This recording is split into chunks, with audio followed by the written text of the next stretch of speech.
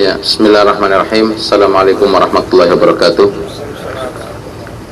Innal hamdalillah nahmaduhu wa nasta'inuhu wa nastaghfiruh wa na'udzu billahi min shururi anfusina wa min sayyiati a'malina. Man yahdihillahu fala mudilla lahu wa man yudlil fala hadiya lahu. Asyhadu an la ilaha illallah wahdahu la syarika lahu wa asyhadu anna Muhammadan 'abduhu wa rasuluh. Qala Allah ta'ala fi kitabihil karim. A'udzu billahi minasyaitonir rajim. Ya ayyuhalladzina amanu taqullaha haqqa tuqatih wa la tamutunna illa wa antum muslimun. Ya ayyuhan nasu taqu rabbakum alladzi khalaqakum min nafsin wahidah wa khalaqa minha zawjaha wa batha minhuma rijalan katsiran wa nisaa'a wattaqullaha alladzi tasaaluna bihi wal arham innallaha kana 'alaikum raqiba. Ya ayyuhalladzina amanu taqullaha wa qulu qawlan sadida يصلح لكم أعمالكم ويغفر لكم ذنوبكم ومن يطع الله ورسوله فقد فاز فوزا عظيما. أما بعد فإن أصدق الحديث كتاب الله وخير الهدي هدي محمد صلى الله عليه وسلم وشر الأمور محدثاتها وكل محدثة بدعة وكل بدعة ضلالة وكل ضلالة في النار. Segala puji yang paling sempurna kita panjatkan hanya kepada Allah Tabaraka wa Ta'ala, Rabb yang telah menyempurnakan Islam sebagai agama kita dan mencukupkan segala kenikmatan kepada kita semua, dan kita bersyukur kepada Allah Tabaraka wa Ta'ala yang telah menjadikan kita semua terlahir dari rahim ibu kita dalam keadaan membawa dua nama besar, yaitu Al-Islam dan Al-Iman. Salawat dan salam yang selalu tercurah kepada junjungan kita Nabi besar Muhammad sallallahu alaihi wasallam, kepada keluarganya, para sahabatnya, dan orang-orang yang konsisten mengikuti jejaknya sampai datangnya hari pembalasan. Tema kita pada kesempatan pertemuan pagi yang mulia ini adalah tentang tingkatan ad-din, tingkatan agama. Perlu kita ketahui saudaraku sekalian, kebahagiaan kehidupan kita di dunia ini dan akhirat nanti, kita sekarang berada dalam fase kehidupan dunia, dan nanti bukan merupakan sesuatu yang lama, kita masuk kepada fase kehidupan alam kubur, yang itu adalah merupakan pintu pertama dari pintu-pintu kehidupan fase akhirat nanti.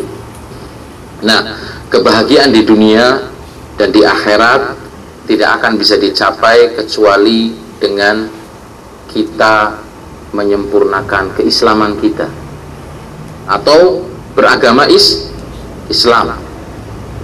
Dan Allah telah berfirman di dalam ayatnya, wa may yabtaghi ghairal islami dinan falan yuqbala min wa huwa fil akhirati minal khasirin.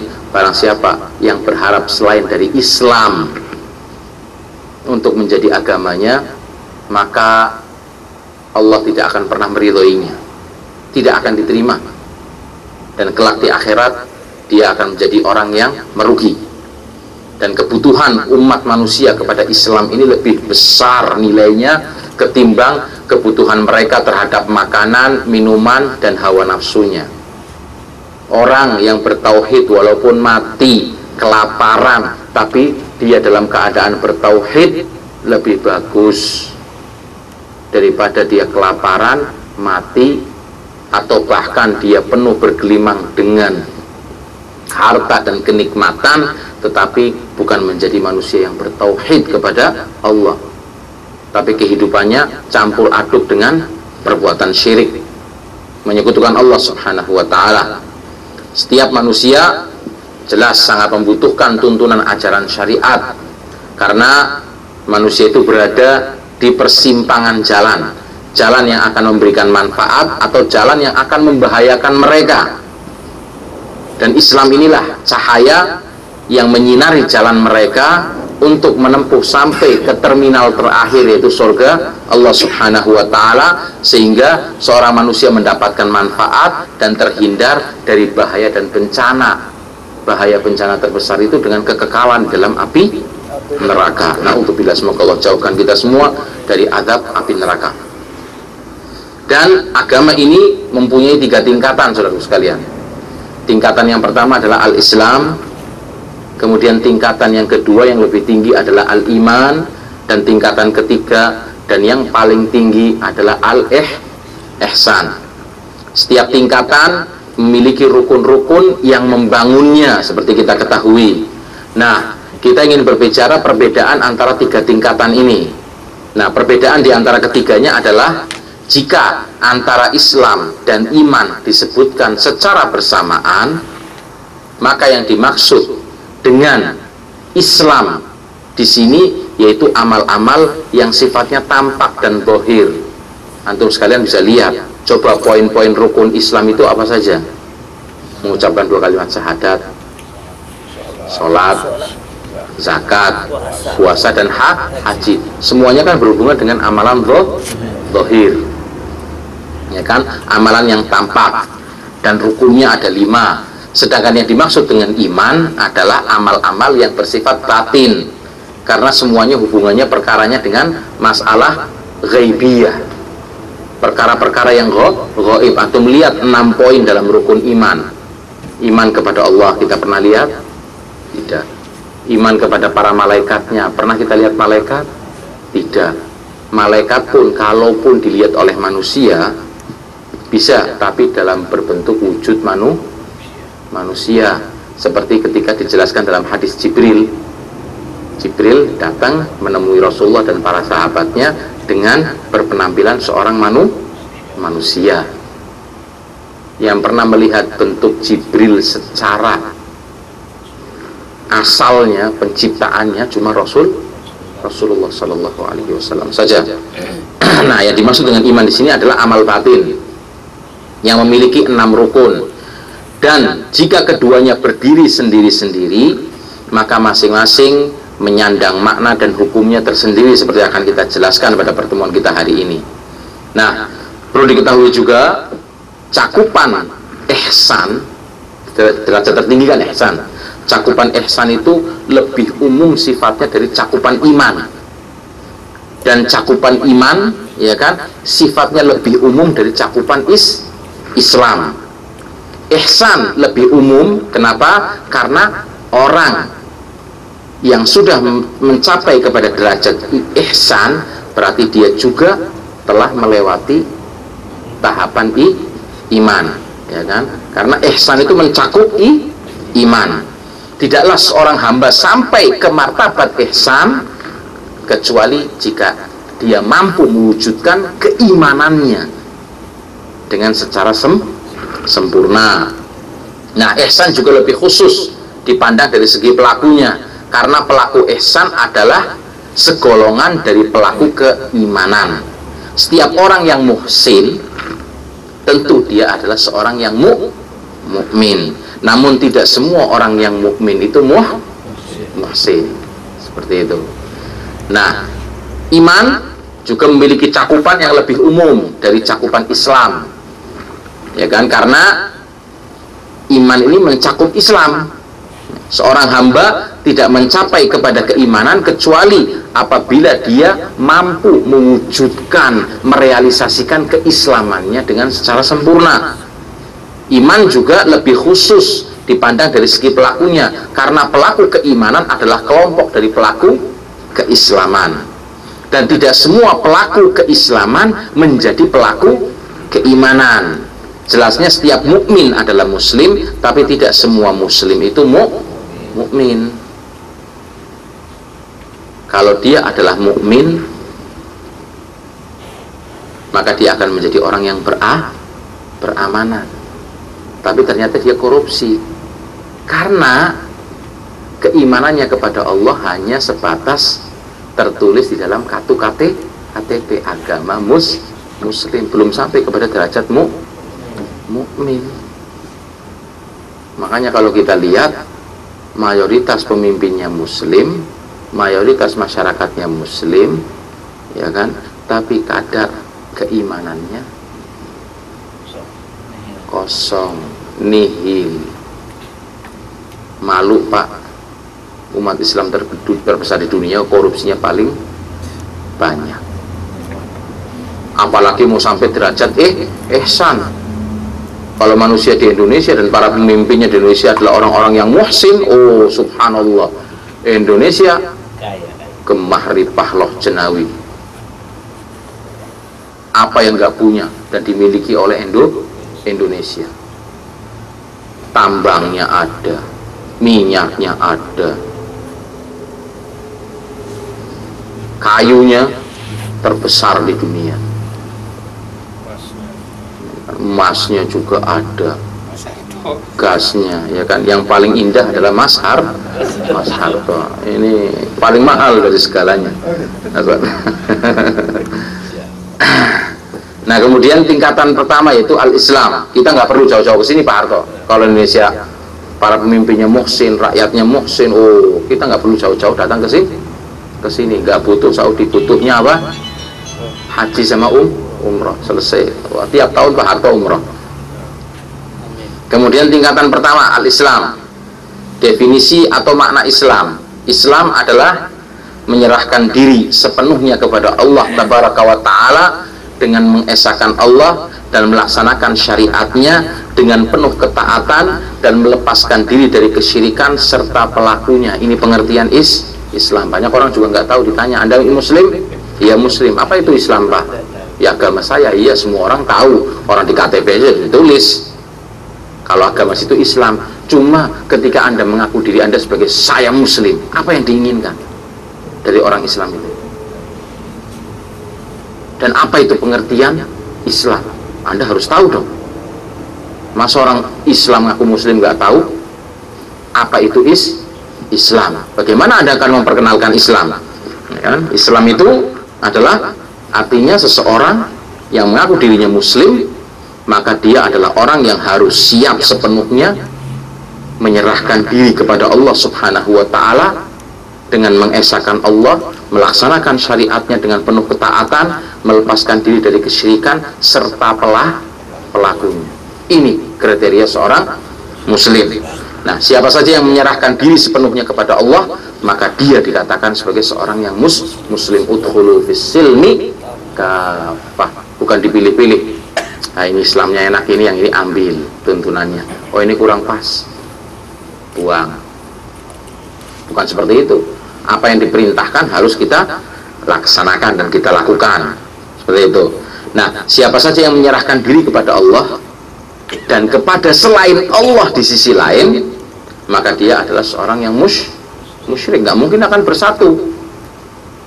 Ngaku orang Muslim, di KTP tertulis Muslim, sholatnya iya, hajinya iya, pergi ke dukun. Nah, nggak bakal bisa ketemu, karena pergi ke dukun ini membatalkan 2 kalimat syahadat. Nggak akan bersatu. Ngaku orang Muslim ada apa semua, ya kan? Mungkin kayak temannya di Lombok jadi leak misalnya. Nggak mungkin akan bersatu. Karena orang mau jadi seperti itu harus kufur dulu kepada Allah Subhanahu wa Ta'ala, harus keluar dulu dari Islam. Nggak ada orang jadi dukun masih tetap dengan keislamannya, mesti harus keluar dulu dari Islam. Cuma namanya aja sekarang dirubah paranormal. Kemudian orang yang tidak menyerahkan diri kepada Allah, ya kan? Nah, ini jelas dia adalah seorang yang kafir dan sombong. Rukun Islam, saudaraku sekalian, seseorang disebut sebagai Muslim jika ia mengucapkan 2 kalimat syahadat, melaksanakan rukun-rukun Islam yang lainnya. Dari Ibnu Umar radhiyallahu anhu, dia berkata, Rasulullah SAW bersabda, dan hadis ini sering kita dengar, ya, Bunyal Islamu ala khams, syahadatu an la ilaha illallah wa anna Muhammadan Rasulullah wa iqamis salah wa ita'iz zakah wal haji wa shaumi Ramadan. Islam dibangun atas 5 perkara atau 5 pilar. Yang pertama adalah syahadat, persaksian bahwasannya tidak ada Tuhan yang hak untuk disembah dan diibadahi kecuali Allah, dan bahwasanya Muhammad sallallahu alaihi wasallam adalah utusan Allah, Rasul Allah. Yang kedua mendirikan sholat, yang ketiga membayar zakat, yang keempat menunaikan ibadah haji, dan yang kelima puasa pada bulan Ramadan. Dalil-dalil mengenai rukun-rukun ini, yang mendukung rukun-rukun ini, dalil syahadat la ilaha illallah, kita bisa lihat dalam firman Allah surat Al-Imran ayat 18, syahidallah annahu la ilaha illahu wal malaikatu wa ulul ilmi qa'iman bil qist la ilaha illa huwal azizul hakim. Allah menyatakan bahwa tidak ada Tuhan selain Dia. Demikian pula para malaikat dan orang-orang yang berilmu yang menegakkan keadilan. Para malaikat dan orang-orang yang berilmu yang menegakkan keadilan juga menjadi saksi bahwa tidak ada sesembahan yang hak kecuali Allah subhanahu wa ta'ala. Tidak ada Tuhan selain Allah yang maha perkasa lagi maha bijaksana.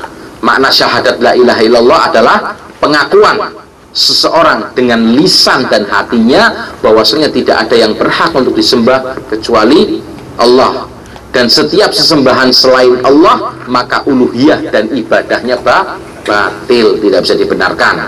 Nah, lafaz la ilaha illallah mencakup dua rukun. Lafaz la ilaha illallah mencakup dua rukun. Pertama rukun nafi yang artinya meniadakan, dan yang kedua adalah rukun itsbat, menetapkan. Rukun nafi peniadaan berada pada lafaz la ilaha yang artinya seorang muslim berikrar dengan lisan dan hatinya menafikan, meniadakan semua sesembahan selain Allah. Dan rukun itsbat ada pada kalimat illallah yang artinya seorang muslim berikrar dengan lisan dan hatinya mengitsbatkan, menetapkan ibadah hanya bagi Allah subhanahu wa ta'ala semata, tidak ada sekutu bagi Allah dalam peribadahan, sebagaimana juga tidak ada sekutu bagi Allah dalam kerajaan dan kekuasaannya. Maliki yaumid, di pemilik hari pembalasan, atau bisa dibaca Maliki yaumiddin, raja di hari pembalasan. Kemudian dalil syahadat Muhammad Rasulullah, Allah berfirman dalam surat At-Taubah ayat 128, laqad ja'akum rasulun min anfusikum azizun 'alaihi ma 'anittum harisun 'alaikum bil mu'minina raufur rahim. Sungguh telah datang kepada kalian seorang rasul dari kalian sendiri, berat terasa olehnya penderitaan kalian, sangat menginginkan keimanan dan keselamatan bagi kalian, amat belas kasihan lagi penyayang terhadap orang-orang yang beriman. Nah, syahadat persaksian Muhammad Rasulullah ini artinya adalah berarti seseorang mengakui kerasulan Nabi Muhammad Sallallahu Alaihi Wasallam, kemudian membenarkan segala berita yang datang dari Rasulullah SAW, mentaati perintahnya, menjauhi semua yang dilarang oleh Rasulullah, dan tidak menyembah Allah kecuali sesuai dengan syariat yang telah diturunkan kepada Nabi Muhammad Sallallahu Alaihi Wasallam. Kemudian dalil tentang puasa kita semua tahu dalam surat Al-Baqarah ayat 183, ya ayyuhalladzina amanu kutiba alaikumusiyam kama kutiba alal ladzina min qablikum la'allakum tattaqun. Hai orang-orang yang beriman, telah diwajibkan atas kalian berpuasa sebagaimana diwajibkan atas orang-orang sebelum kalian agar kalian bertakwa. Dalil haji surat Al-Imran ayat 97, walillahi 'alan nasi hajjul baiti man istata'a ilaihi sabila wa man kafara fa innallaha ghaniyyun 'anil alamin. Mengerjakan haji adalah kewajiban bagi manusia terhadap Allah subhanahu wa ta'ala, yaitu bagi orang yang mampu mengadakan perjalanan ke Baitullahil Haram. Barang siapa yang mengingkari kewajiban haji ini, maka sesungguhnya Allah maha kaya dan tidak memerlukan sesuatu apapun dari semesta alam ini, karena kita semua yang butuh kepada Allah subhanahu wa ta'ala. Kemudian tingkatan kedua adalah tingkatan iman, al-iman. Apa definisi iman, saudaraku sekalian? Iman adalah perkataan dengan lisan, berkeyakinan dengan hati, dan mengamalkan dengan anggota badan, jiwa raga. Al-iman bisa bertambah dengan ketaatan dan amal soleh, dan berkurang dengan perbuatan maksiat. Nabi SAW bersabda dalam sebuah hadis yang diriwayatkan oleh Muslim, al-imanu bid'un wa sab'una syu'bah. Iman itu ada 70 cabang. A'laha qaulu la ilaha illallah, yang paling tinggi adalah ucapan la ilaha illallah kama qala Rasul sallallahu alaihi wasallam. Wa adnaha imatatul adha 'anit tariq, dan paling rendahnya Anda menyingkirkan sesuatu yang membahayakan bagi manusia dari jalan, supaya tidak mencelakai manusia. Wal haya'u syu'batun minal iman, dan rasa malu adalah merupakan salah satu dari cabang keimanan.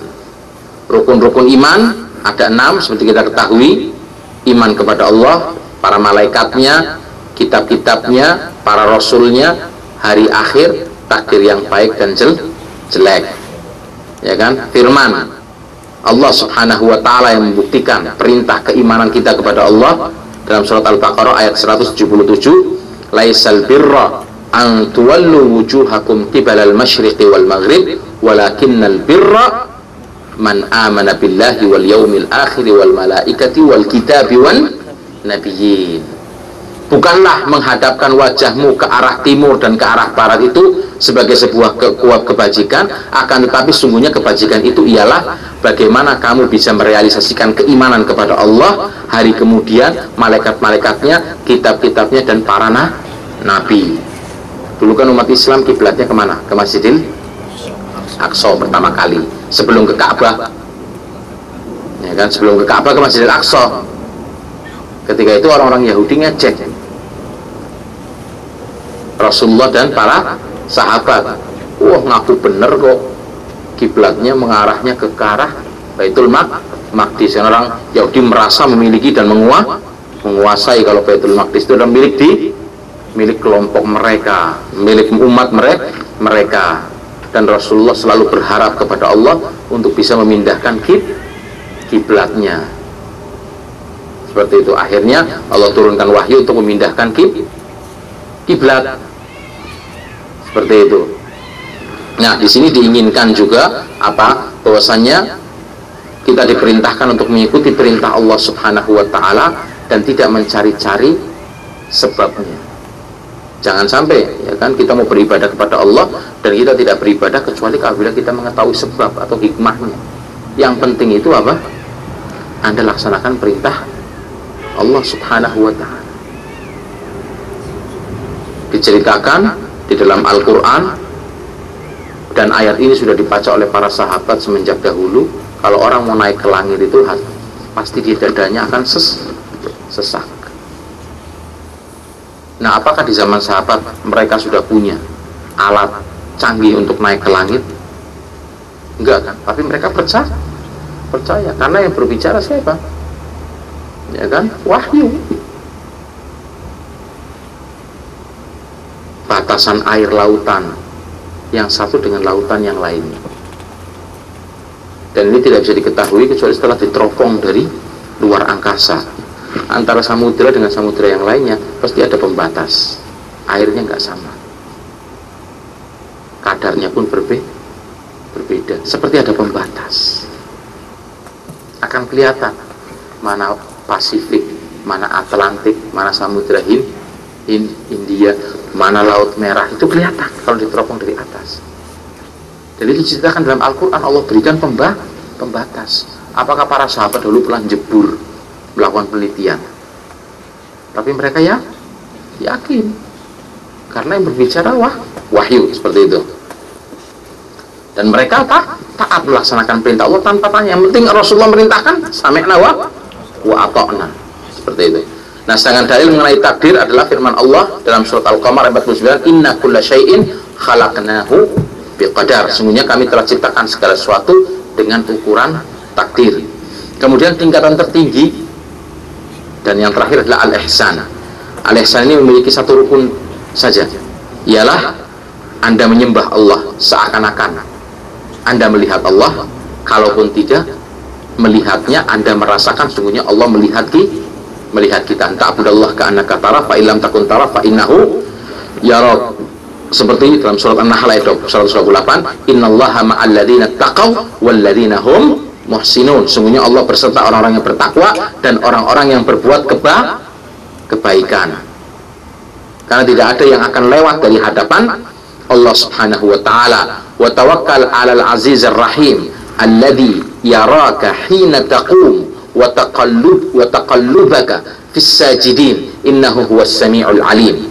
Dan bertakwalah kepada Allah yang maha perkasa lagi maha penyayang, yang melihat ketika kamu berdiri untuk sholat dan melihat pula perubahan gerak badanmu di antara orang-orang yang sujud. Sesungguhnya dia maha mendengar lagi maha mengetahui. Nah, dalil tentang 3 perkara ini adalah hadis Jibril yang diriwayatkan oleh Umar bin Khattab radhiyallahu an, di mana dia berkata, ketika itu kami sedang duduk-duduk di hadapan Nabi Shallallahu Alaihi Wasallam, tiba-tiba muncul seorang pria, pakaiannya sangat putih dan rambutnya hitam pekat, tidak diketahui tanda-tanda dia orang yang baru datang dari safar atau bepergian, dan tidak ada seorang pun dari kami yang mengenalnya. Tahu-tahu ia duduk di hadapan Nabi Shallallahu Alaihi Wasallam dan menyandarkan kedua lututnya kepada lutut Nabi Shallallahu Alaihi Wasallam. Kemudian beliau meletakkan kedua telapak tangannya di atas 2 belahan paha Rasulullah SAW. Antum bayangkan, orang baru, nggak ada yang kenal. Para sahabat berpikir, ini orang baru datang dari mana? Kalau orang baru datang dari perjalanan jauh, pasti dia akan kelihatan mukanya kusut, pakaiannya ya kan lusuh juga. Apalagi perjalanan zaman dahulu kan nggak tertutup, pakainya binatang. Orang sekarang aja yang pakai AC tertutup tetap kelihatan lusuh, apalagi orang yang melakukan perjalanan di zaman dahulu akan kotor sekali kan. Tapi ini orang bersih, seakan-akan dia tinggal di dekat rumah sini. Kalaupun orang kampung tetangga, kita akan kenal muka, tapi tidak dikenal. Kemudian serta-merta memasuki majelis Nabi SAW, meletakkan kedua lututnya, memegang paha Rasulullah Shallallahu Alaihi Wasallam. Kemudian dia berkata, wahai Muhammad, beritahukan kepadaku tentang Islam. Apa itu Islam? Ya kan? Nabi Shallallahu Alaihi Wasallam menjawab, ya kan, dan mengatakan, hendaklah kamu bersaksi bahwasanya tidak ada Tuhan, ya kan, yang berhak untuk disembah kecuali Allah Tabaraka wa Taala, bahwasanya Muhammad adalah Rasulullah. Hendaknya kamu mendirikan sholat, menunaikan zakat, berpuasa di bulan Ramadan, dan berhaji ke Baitullah jika kamu mampu. Kemudian dijawab oleh Jibril, shadaq, kamu benar. Para sahabat mengatakan, kami heran terhadap orang ini. Bertanya, lantas membenarkan. Berarti sebenarnya dia udah tahu. Terus apa yang diinginkan? Gitu. Kemudian lantas bertanya lagi Jibril ini kepada Rasulullah SAW, beritahukan kepada kami, ya kan, kepadaku, apa itu iman, tentang iman. Kemudian dijawab oleh Rasulullah SAW, hendaknya kamu beriman kepada Allah, para malaikatnya, kitab-kitabnya, para rasulnya, hari akhir, dan takdir yang baik dan buruk. Kemudian dijawab lagi, shadaq, kamu benar. Kemudian bertanya lagi, beritahukan kepadaku tentang ihsan. Apa itu ihsan? Nabi SAW menjawab, hendaknya kamu menyembah Allah seakan-akan kamu melihatnya, dan kalau kamu tidak melihatnya, kamu merasakan bahwasanya Allah Subhanahu wa Ta'ala melihatmu.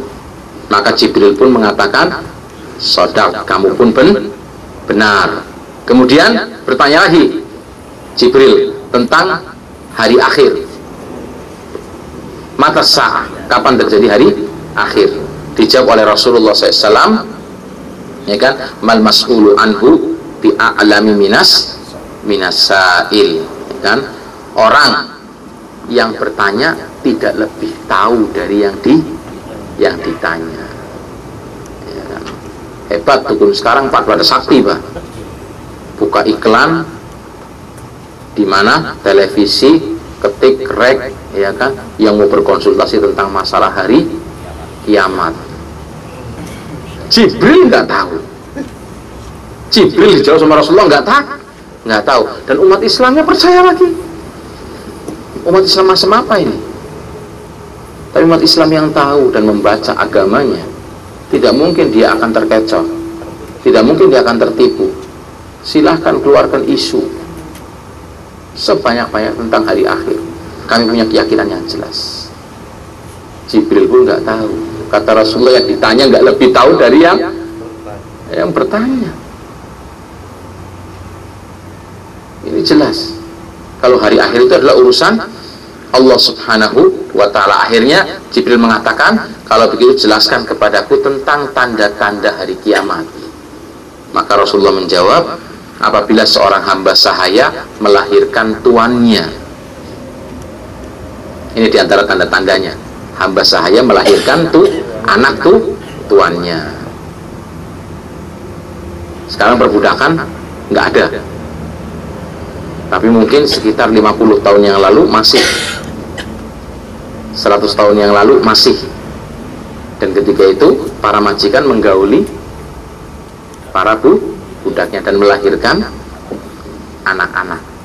Yang di dalam Islam diatur status anak itu, statusnya nasabnya adalah ke bapaknya, jelas, yang membuahi dan mendapatkan hak yang sama anak tersebut seperti anak yang dilahirkan dari perempuan yang bebas dan bukan seorang budak.